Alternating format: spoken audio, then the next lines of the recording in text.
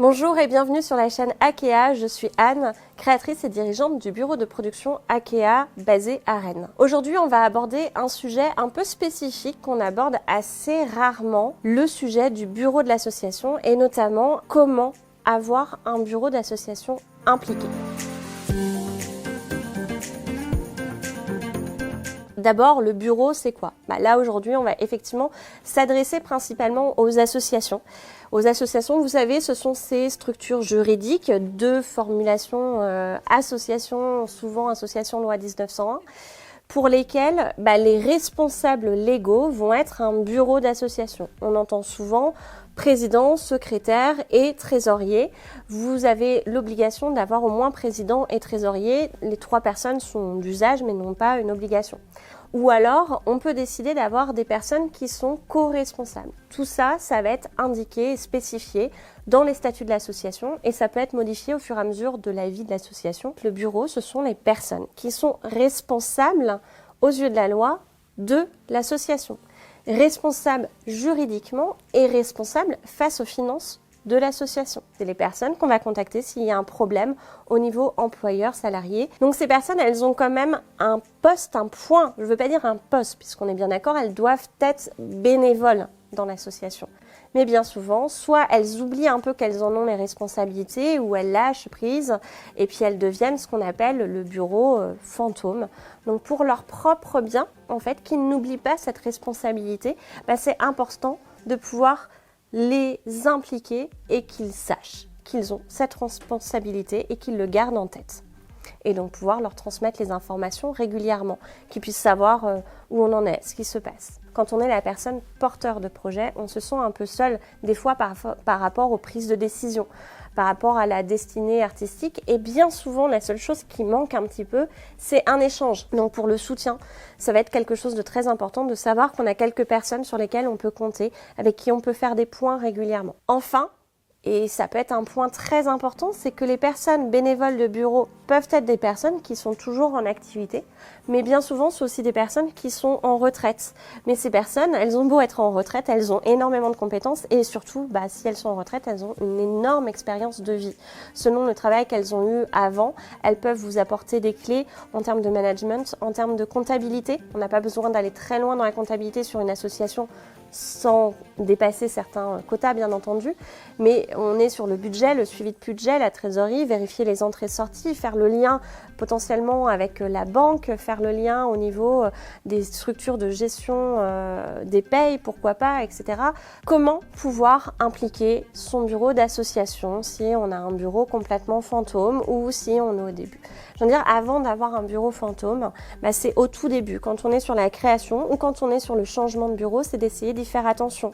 C'est-à-dire que dès le choix des personnes sur lesquelles on va s'appuyer, c'est de bien leur expliquer ce que vous attendez d'eux au bureau. Et surtout en comprenant bien et en leur expliquant bien que s'impliquer ne signifie pas que vous avez besoin d'eux H24. Le point suivant qui va être important, c'est si vous commencez à voir que ça tire un peu et quoi qu'il arrive, même si du coup vous avez un bureau qui est déjà effectivement impliqué, de les garder impliqués en faisant des réunions régulières. Donc ça peut être tout simplement de faire une réunion avec son bureau tous les 6 mois pour leur dire, faire le récap, qu'est-ce qui s'est passé durant ces 6 derniers mois, où on en est financièrement, qu'est-ce qui se passe, que le trésorier peut-être puisse faire un petit point financier et puis de leur redonner les indications, voilà ce qui va arriver prochainement, les prochaines dates de spectacle, les prochains dossiers de subvention qu'on va avoir à déposer, peut-être qu'on va vous demander, peut-être qu'on va vous solliciter un petit peu plus à tel endroit ou à tel endroit. Ça peut être seulement tous les 6 mois. Plutôt que de faire juste l'AG, finalement, vous faites une AG demi-session, éventuellement. Outre ces réunions pour pouvoir les tenir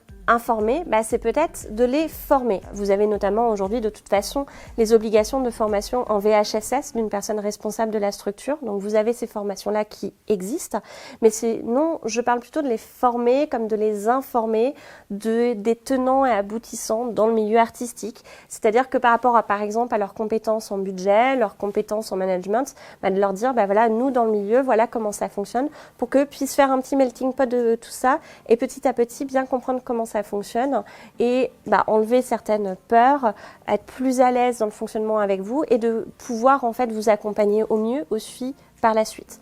Donc un échange comme ça d'informations et de formation finalement, c'est de l'échange d'expérience en interne. Vous leur donnez votre vision du milieu artistique et votre connaissance et expérience du milieu artistique, et eux peuvent vous donner leur vision et leur connaissance, leur expérience dans leurs propres compétences. Enfin, ça va être de pouvoir aussi permettre à l'association d'adhérer à des syndicats ou des associations. Pourquoi adhérer à des syndicats ou des associations au niveau de votre propre association? Eh bien, c'est ce qui va permettre à la structure, au bureau, en fait, de pouvoir aller poser des questions peut-être un peu plus techniques, de poser des questions pour s'assurer légalement qu'on est toujours dans la bonne norme, d'avoir les informations des nouvelles négociations salariales, par exemple, de l'intermittence, pour pouvoir être à jour sur ces points-là, se rassurer et avoir en fait sous la main des personnes à qui juridiquement on va pouvoir aller poser les questions. Ben, ça va permettre ça au bureau aussi, et de continuer aussi avec toutes les informations et les ressources qu'il peut y avoir sur leur site quand on est adhérent d'un syndicat, d'une association, en tout cas de toute structure ressource, ben ça va pouvoir permettre d'avoir des informations comme ça. Et enfin, c'est de pouvoir s'organiser, vous, dans votre gestion de votre projet, s'organiser au mieux pour ne pas sursolliciter votre bureau. On souhaite qu'il soit impliqué, donc qu'il puisse répondre présent une fois de temps en temps pour faire une réunion, pour vous aider, qu'il puisse avoir la vision des choses, que si il croise, par exemple, des potentiels mécènes dans leur métier en tant que personne encore en activité, ou dans leurs activités extérieures en tant que personne potentiellement en retraite, pourraient croiser des potentiels mécènes, et bien qu'ils puissent avoir entièrement la capacité d'expliquer l'association, d'expliquer les objectifs de l'association et les prochains projets, les prochaines recherches de finances, etc., etc. De pouvoir éventuellement, si vous avez des intermittents que vous employez du coup peut-être tous les mois, c'est de faire un point avec la personne de l'association qui va être aux signatures des contrats de travail et de lui dire en fin de mois, début de mois, on va vous envoyer tous les contrats de travail à signer. En fin de mois, de faire un point peut-être avec la personne qui sera chargée de faire les virements, les dépenses, etc. Lui faire un point une fois par mois ou tous les 15 jours. C'est à ajuster selon la taille de votre structure et selon le besoin. Mais en tout cas, que ce soit assez clair dans leur planning, qu'eux puissent savoir qu'il y a ces éléments-là. Leur faire comprendre qu'on a beaucoup de choses dans le milieu qui vont se passer au dernier moment.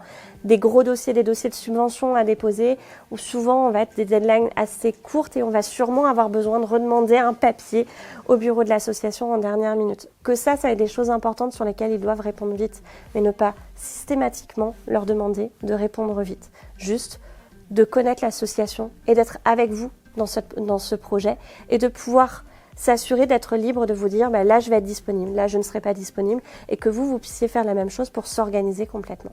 J'espère que ça vous aura donné quelques clés pour pouvoir essayer d'avoir un bureau qui soit impliqué, ou de pouvoir peut-être permettre de réimpliquer votre bureau, de trouver votre équilibre par rapport à la taille de votre structure, par rapport à vos objectifs, par rapport à vos projets. N'hésitez pas à nous faire vos retours sur ce sujet, ou à nous proposer des sujets ou des thèmes que vous souhaiteriez voir abordés au niveau de la chaîne Akea, et à nous suivre pour pouvoir avoir les prochaines vidéos d'information.